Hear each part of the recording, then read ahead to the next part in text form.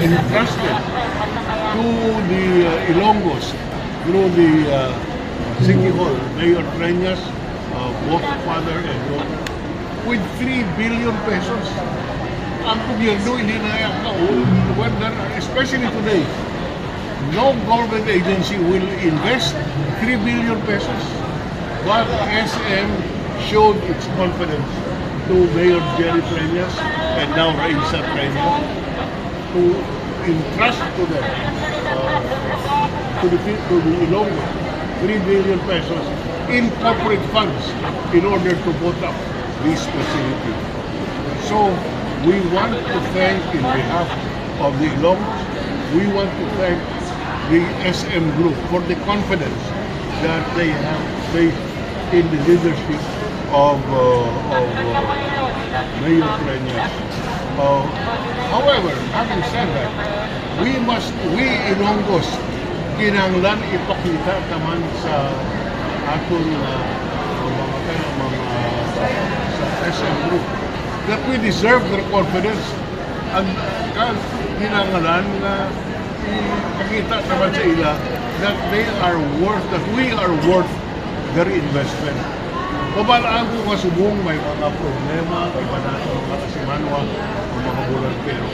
Ang akon nang ginapangayo sa ato mga kasimanwa, let us follow the rules. Kung ano ang patakaran, sundon ka.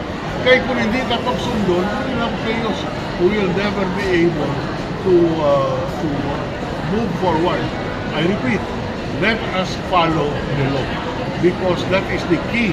An orderly society is the key to the progress of any establishment, of any place. Remember, when I am not a disciple of Duterte, I am on the opposite side. But I supported him when his first act was to order nationwide, remove the obstructions to the sidewalks and remove every obstruction ng mga sidewalk vendors, everything. It was a gesture to enforce the law, and it was a good example. And then he closed Boracay because Boracay was dying, and then he was able to revive it. These are examples that when you enforce the law, especially if it is a just order, people will follow and we can move forward. Today, you see Boracay again back to its old self because it has been cleaned up. Kung why na ginsarahan ni Duterte, hindi pa kabusin na. But that demonstrates that when you follow the rule of law, when you follow the rules, then you cannot go wrong.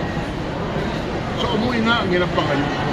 Sundol natin kung ano ang nilagay ko for the good of everyone, so that we can create wealth, so that people's lives will improve.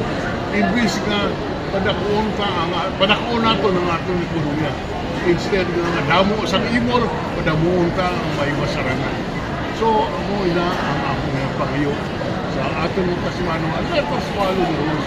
Tapos dire kita ko personal how successful a partnership between the private sector and the LGU.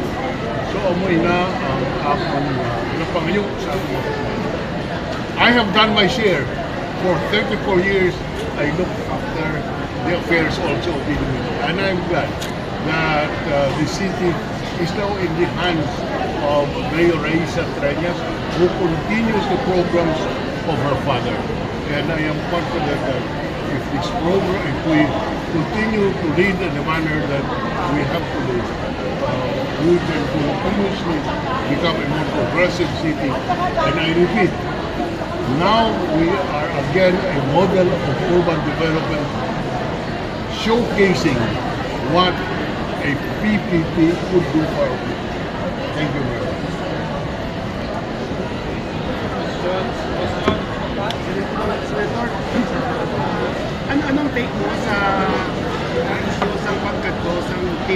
sa Supreme Court para nga i-question ang impeachment sa Well,